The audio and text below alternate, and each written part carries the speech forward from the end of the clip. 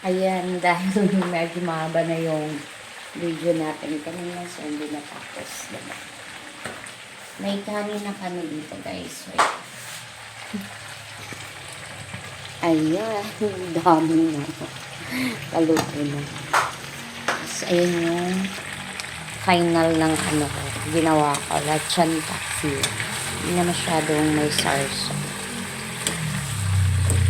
Tapos, prituhin ko na lang ulit yung ano siya, love egg. Tapos, prituhin ko ulit yung ay, juice ko. Ayan. Fried chicken and paborito ng anak ko, yung lumpia Shanghai. Inuwi talaga niya yan kasi gusto niya kainin kinabukasan. Lumpia Shanghai yung binanata ng anak ko. Kasi napasakap siya ng lumpia Shanghai ng tita Janet. Max naman. Kita niya na niluto lahat. Sabi lang agad, mama, lumpia Shanghai po, please. Lumpia Shanghai lang yung inaano. Ayan guys, so lumalapot na siya yung sauce niya. Ayan. Tama na yun siya.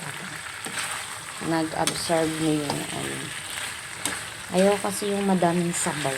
Yung paksiw na madaming sabaw, nagmamantika. Okay na to.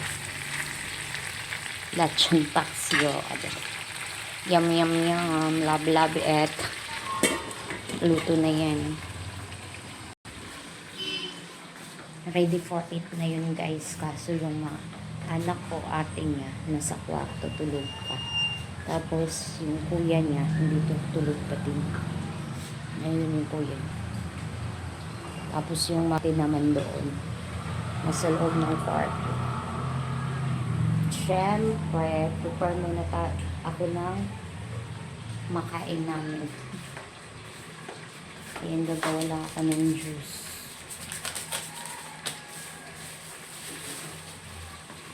Para anuhin ko sila mamaya pagising nila, kakain na sila.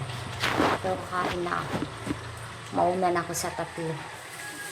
Kasi hindi ko na kayang tiisin yung gutom ko. Kain na ako. Okay na yung luto ko.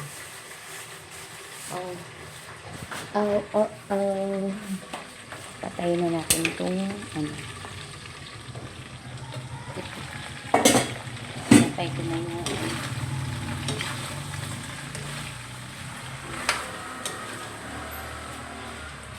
apoy mo. Tapos magawa ka sausawa na may sili. O diba? Yummy. Kakain ako. Mauna na ako sa kanila. Maya ko na yung preto yung lumpia pagising ng anak. Kasi gusto niya yung ano, bagong luto pa. Para mag-crispy pa din yung lumpia niya. So, bye-bye everyone. Share for my a day in. Bye. Ingat all. God bless us. Bye-bye.